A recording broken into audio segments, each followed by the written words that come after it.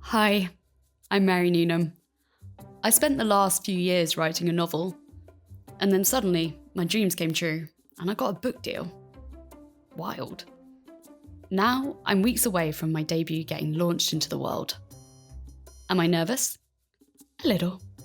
So I have persuaded some well-known authors to join me around the virtual water cooler on what feels like the first day of the job, in hope that they can give me some tips and insight into how to author.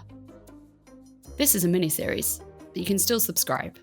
You can also follow my Instagram, MaryNewnhamWrites, for updates on episodes and on the book, Amy Elman Doesn't Feel Sexy.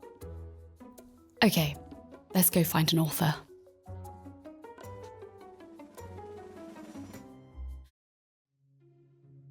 I'm starting this series with a bang, talking to best-selling author and former magazine editor Fiona Gibson.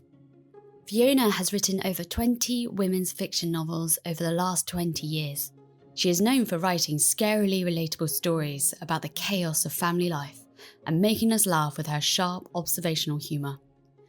I came across Fiona a few years ago when I first listened to When Life Gives You Lemons as I painted my flat. I remember laughing out loud like a little weirdo, my poor neighbours. And again with her novel Full Nest, which explores the time when the kids leave the home. Her next book, The Woman Who Turned Her Life Around, will be coming out February the 20th, so pre-order that now. Until then, you can also follow her Substack to get your Fiona fix. But for now, let's learn how to author with Fiona Gibson. Hello Fiona, how are you? Hi, I'm fine, thank you, Mary. Hi. How's your day been? It's good. I'm working on the final edit of a book which is coming out in a few months' time. So I feel like I've read the book about 1,000 times, to be honest. It's the final tweaks, stage. But I need my editor to wrench it out of my hands and take it away from me, because I just can't stop. On that, do you have do you work to like a deadline and you're like, right, so it's going to be this day and like whatever it is, or do you ask your editor, are you like, oh, can I just have a few more days? I've been on quite a tight schedule the last year and a half or so because I switched publishers, and it feels like 2 books a year. It's a little bit more generous than that, but to me it feels like I'm writing really quickly. So I have had to say, oh, Rachel, can I have an extra, I have been known to work all through the night to meet a deadline, which is ridiculous behaviour. How do you do that? Like a student, like my student kids doing a dissertation. But I am very deadline driven. I worked on magazines for a lot of years in my 20s, and obviously you've always got the issue. You've always got press day. So I am quite kind of programmed to work to deadlines, and I actually really like them. But it's so hard, I think, creatively to stick to because, like you say, you just sort of, that like a book never seems to be done. It's sort of, you could always, but I guess with that the discipline of writing for a magazine, you do sort of go, right, that's it, done. If you didn't have deadlines, would you just keep going? I would have to invent them in my head for a novel. Yeah. I would have to say, right, I'm going to have this book written by Easter, When you write your first book, you kind of have to do that in a way, don't you? Did you spend quite a lot of years on your first book, or did you manage to contain that? Not really. I wrote that when I had a baby and I've got twins, so they were twin boys. They were aged 3 or 4 and a baby of 1. And I was literally sort of hammered it out in the night because I was awake in the night anyway with kids. So I don't think it took that long, maybe about a year, but in fits and starts, I really did not know what I was doing, though. Yeah, you kind of are just sort of riding in the abyss a bit. Absolutely. And it was to do something for myself. I was driven because I was a new mum and my life had been completely thrown on its head. It was to do something for myself and establish a personal project that was creative, I mean, I loved all the kid stuff and mum stuff, but I thought I am going to write a novel. It was a bit of keeping a bit of myself, I suppose. And the reason I had the impetus to finish it was an agent had got in touch with me saying that she liked a column I used to write for a magazine called Red, a glossy magazine. Yeah. And she said, I read your column in Red. I'm an agent. Do you write fiction? And I said, yes, but I didn't really. I wrote short stories. So I battered out some chapters. So I had something to show her, you know? I haven't done the family thing yet, but part of the appeal was writing seemed to be a good way of balancing work and having something that is you with family life. Did you find that was the actual reality, or was it a constant fight to try and put your boundaries up to write? It's kind of a mixture. I'd say it's about 70% positive. I love the flexibility. I really like being my own boss, and through magazines I ended up being an editor and then into management, and it took me away from the real creative stuff, especially writing. So what I love about, I've been a freelance writer now for nearly 30 years. I just love that sort of freedom. Obviously it tips into weekends and you do the crazy all-nighters, and I have sat in a apartment on holiday getting up at 6 o'clock to get a bit of work done before my family gets up, you know, to try and not impact them. I am a bit of a workaholic, I think. I feel a bit weird if I don't write for a few weeks, you know. I start to feel really kind of scratchy and peculiar. So I'd say, you know, it's difficult to contain it into Monday to Friday. But then the benefits are, if I could get ahead, which I never do, but, you know, this magical day when I get ahead, I could take a break. So it's freedom, and it's a really flexible life. It's quite hair-raising financially sometimes. There's been years when it's been really tough, you know, and years when it's been great. So, you know, it's not steady. But everybody knows that. You don't go into being a writer expecting a steady income, you know. I think the fear can sometimes impact the creativity, maybe, where you're like, oh, well, I've got to get something which everyone would love, and then that's not the way to go. Yeah. I guess. I mean, if you're stressed, it just completely destroys your creativity. So I've got lots of little post-it notes stuck to my wall to tell me to. One of them I'll show you. One of them I just wrote down, flowy chaos. I thought flowy chaos is quite a good thing to just like batter it out, you know, and you can finesse it later. But yeah, with the family thing, it's been great because I've been able to, I was always there after school. I was always on the school run, you know, days. I could try and sort of, you know, be around for most of that. A lot of your writing as well is about, you know, women, celebrating women, and also them having to sort of balance out their lives and maybe not being appreciated for it, but all done in a comical way, which is what I absolutely love. Do you find you are using real life or people around you to sort of take inspiration from, or is it just a general bigger picture of society? It's kind of both. I think it starts with reality, though. There are so many little incidents in my books where friends of mine will say, oh, I spotted blah, blah, blah, things that people do know. So I think it starts from reality. But I think, I've written so many books now, it's over, I'm not sure, but I think it's over 20. I feel that if everything is rooted around the kitchen table, books can become a little bit samey. So my characters have to get out. They have to do things. And I was listening to a podcast with Bonnie Gamos, who wrote Lessons in Chemistry. And she said, never mind, right, what's all this write what you know? We do all have an imagination, which I thought that's really good thing to remember. Because my editors always like, you know, the big selling point is my books are very relatable, hopefully. But it's a balance between being really relatable and being angry about all the toilet roll thrown and unspooled on the bathroom floor. But it can't all be that. There's got to be... I'm trying to push myself a bit to get things a bit out of the domestic sphere a little bit, Yeah. Because it's quite fun, isn't it, to exercise your imagination and think, well, what if they did this crazy road trip or, but the core of it, it's the women are always, I'd say, quite ordinary women, I'm not saying everybody is based on me, but do you know what I mean? Women that I know and that I understand, and it is me really, I suppose, kind of our experience as women in kind of midlife, a bit older, in 50s. My characters are often now in their 50s. I use a lot of the stuff me and my friends talk about and frankly moan about.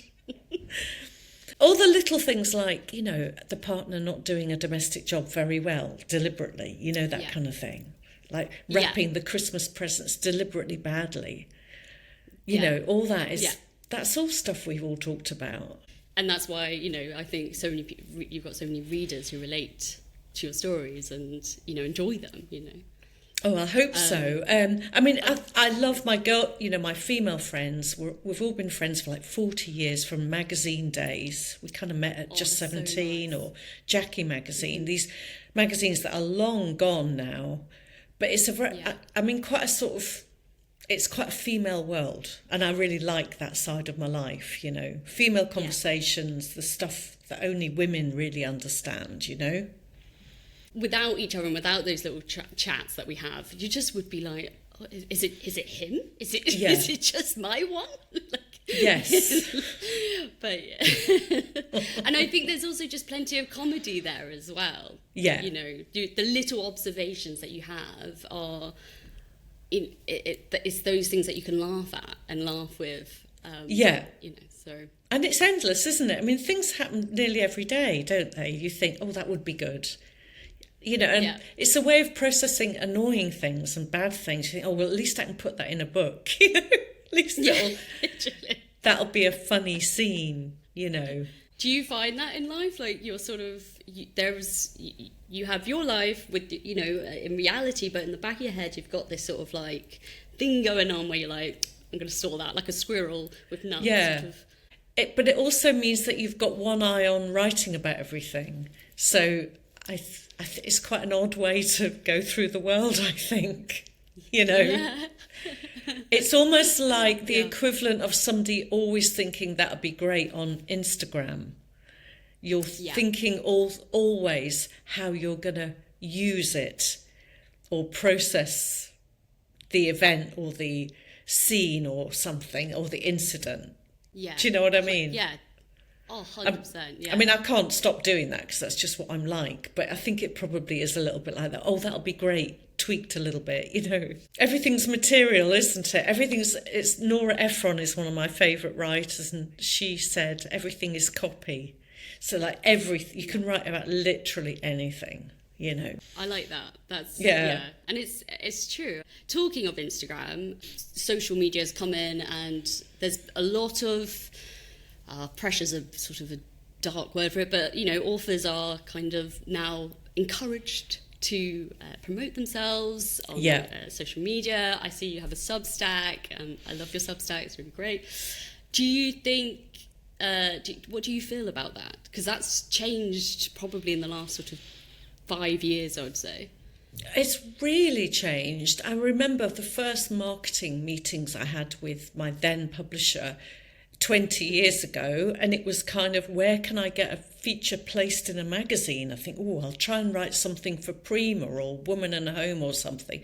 I mean, that doesn't really happen now. I mean, I still do write for magazines, but obviously that's become a tiny aspect of it. I think it's fine. I accept it. I actually really love social media, and I have to block myself from it because I'm quite addicted to it, actually. I really love it. So I had to put a blocker on. when I read a bit. But then I found out a way sort of round the back of the blocker that I could still get into Facebook. I've kind of got over the embarrassment of constantly saying, hey, here's my new book. It's only 99p at the moment. I tend to do it on Instagram stories, so at least it's there and gone. You know, it's gone in 24 hours. I've kind of, my shame has gone. I think we've just got to do it, you know. There's definitely that sort of growing pain period where you're like, I don't know, like, I don't want to look like I'm overselling to these people, or but then it is like, well, this is the nature of the beast, and this is why we're all here today, guys. Like, I know, and I genuinely think people don't mind. I've got a friend who's a debut author who is posting every single day, and I just think, oh great, that's a clever way of what you've done today. I like the visual he's done, or a new little spin on what he's. I think people are very accepting of it. I honestly don't think anybody thinks, oh God, here she is boasting about her book again, you know. Yeah. I think we just have to do it. There is also this other side with authors that they're dealing with, which is the reviews, which anyone can sort of say anything and it's out there. How do you deal with reviews? Early in book writing, I pored over every single one, and I would get really upset if anything was less than 4 stars. Now I tend to skim them. I almost forget to look at them, you know, and every now and again I'll think, I'll just catch up and see what the most recent batch is like. If there was a common theme, like, it was far too slow at the beginning, I think, I need to get my books into the action more quickly, you know, so sometimes it can be quite helpful. That's something I've had to work on over the years, because I think people's appetite has changed actually in fiction, and they want to get right into the story, right, you know. So I think it can be helpful to judging readers' tastes, but generally I kind of skim them, and if there's a bad one, it's totally water off a duck's back now. And I actually find some of them quite funny, you know. I'd be more upset if there were no reviews, or there were like 5, you know. But if there's sort of 2,000, I think, well, that's great. Because 2,000 reviews means healthy sales, it means a good response rate, you know. My worst one ever was, the funniest one, my favourite is, I bought this book for my daughter, we both read it, and we both agreed it was just one sentence after another one. I like how she's like also brought in so, you know, I'm validated because my daughter. Exactly. It's not just me. Wow, I mean, they can be the odd one can be very scathing, and I think, well, you just don't like this kind of fiction, you know. Yeah. It's not your bag at all, you know. Yeah. Like somebody might say, I just wanted to give her main character a good shake, you know, because they think a character maybe has been downtrodden, which is a bit of a theme in my books, you know, women just going, oh my God, I do everything, I'm sick of it. Yeah. So the reviewer has got annoyed. You know, they want to shake this, you know. You think, well, that is the story. That is what it's about, you know. I can't write books where everybody is strong and empowered and everything is sorted, because there wouldn't be any comedy in that, you know. And also, I think what's quite helpful, if you do on Amazon, if you get a really bad review, I kind of have occasionally clicked through to see what else that person has reviewed. And they might say, the crochet kit I got was just the best thing I've ever bought in my life, you know, and I just go, that fantastic waste paper bin, and you just think, it's just meaningless, you know.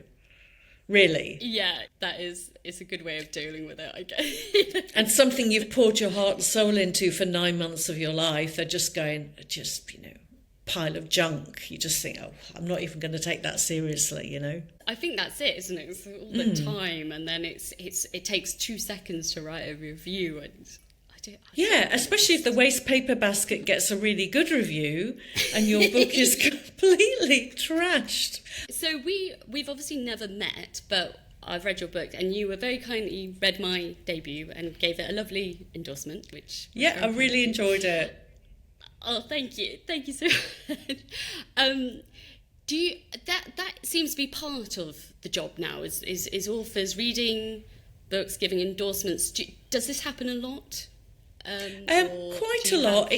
It seems to come in kind of flurries, and I don't know if that's just coincidental. Probably a couple of months, I would say. Okay. I actually really like it because it's often introduced me to new writers that I haven't picked up or come across. Not sometimes debuts, but not always. And I'll think, I'm really interested in this person. Sometimes we know each other through sort of 6 degrees of separation. It's a friend of a friend just because authors all tend to know each other, don't a lot of authors know each other. And they are books in roughly, loosely in the genre that I write in and that I enjoy reading in. It's nothing. I don't think it's ever anything way out of what I would read normally anyway, If someone gave me a horror, I'd be like, oh, God. I'll Yes. sleep now for the next day. Yeah. Have you ever been tempted to write in another genre, or? I am interested. Yes. I'm sort of hesitating because I'd quite like to write something a bit sort of comedy thrillery type crossover. Because I've been in contract for a really long time. I find I'm just doing my contracted books, and I'd quite like a little side project at some time that I could write out of contract, just to keep things fresh and try it, just try something different. So I think I'd have to block out even just a couple of months and go, right, okay, give it a go, I would love to, actually. I would really like to. I mean, there are genres that I'm really not interested in writing that I really quite enjoy, like cozy crime isn't my thing. I quite like reading it, but I don't want to write one. I really like domestic thrillers. I love Lisa Jewell. I think she's absolutely brilliant. I'm not sure that... I don't know. But yeah, I would like to try other things. It's just that how many words, how much time is there, and how many words can you kind of, your brain come up with, you know? Because at the moment it is a little bit less than 2 a year, but that to me is quite fast. I'm actually also not a very fast writer. I'm quite slow, I think. Do you break it up every day, or are you a bit like, I can do a big load, on a Wednesday, and then I can't look at it till Saturday again? Or no, I do it every day. Obviously, some days you have days that are really productive, and some days you just struggle like anything. You write one page. What I do is I tend to edit as I go. So I try and do what everybody tells you to do and batter out a first draft really quickly, but I feel I can't progress until I feel I've nailed the characters, and I go over it a lot, So, I mean, I'm not like super slow, you hear of people like Donna Tartt writes a book every 10 years, I'd say one a year feels comfortable now. More than that, and I'm having to write quite quickly. Yeah, and overnight, which is... Well, that is, and I'm just terrible at managing time. That's my own fault, How is it, is this like a 3 a.m. you're sort of staring at the clock going like... It's thinking, I've got to write 3 chapters and I have to get this done, and I just sort of batter on. It's really unhealthy, and what happens is I always overestimate what I can achieve in a certain time span, which is ridiculous because I've been writing books for 20 years. I've been freelance for 30, I should know. It's a bit like when you're always going for a train and you cut everything too fine and you're always rushing for the train, which I also do. Right, yeah, okay. You know, and husband has said, get a spreadsheet, get it on your wall, get a calendar, you know, but I do all this, you know, I do all of these things. It's always a mad scramble. Is that what it is? No, I have friends and they're time optimists and you know. Oh, I didn't even know it had a term. Yeah. Well, I read it, I think I read it off of like a Pinterest once. Oh, I'm going to make a note of that. By the sounds of it, you know, you do have the deadline in your head, and, you know, apart from a few days here or there, you're very like conscious of understanding of, you know, their schedule and like the fact they've got to do something. So yes, I think, you know, it's to the detriment of your health and your sleep. Yes, I mean, I do. If I don't hit a deadline, I feel absolutely terrible, you know. And I'm not like months late, but it is, it's always a scramble at the end. But I think that is also really, really normal. I know loads of authors that are going, oh my God, I've got to write 15,000 words in a week now. You know, I see that all the time. I spoke to one author and she said she managed to do like 20,000 words in a day. And I was like, wow. I was like, how did you... She said, oh, my leg gave away. It ruined her body. But she was like, they weren't good words, but I managed to do it. And I was like, what? Wow. I think the most I've done is maybe about 6,000.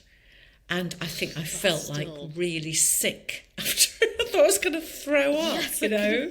Imagine. 2,000 is a good day for me. That seems to be like the 1,000 to 2,000 seems to be the happy place everyone's in. And then, but it's exhausting, isn't it? Because you're constantly, it's also the creativity that is having to go on in your head, and then the bloody commas, throwing the commas there, and it's exhausting. Yeah. It is. It's so weird, and I always feel bad saying that. And never took me till recently to understand why. Because it's, you know, I'm not kind of building a house or digging over a garden, but you're obviously conjuring up every little thing out of your brain, aren't you? And it's not even just the plot and the pacing; it's all the tiny decisions on every page. You know, what is this person doing with their hands, or where are they sitting, or, you know. Oh God, how do they move from one side of the room to the other? And all the tics, you know, I've got all these awful tics, you know, like things like he pushes his hair back, and everybody's always pushing their hair back, you know. But men do look great when they push their hair back. So. They do. Very attractive gesture. Yeah, damn them.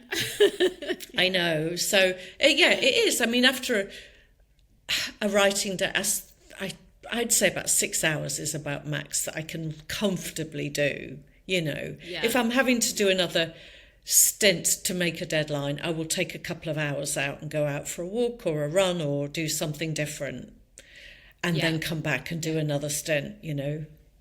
You mentioned you got up at 6 in the morning for when you're trying to keep your writing away from your family life, but do you still do that? Early morning writing, break? I'm better in the mornings.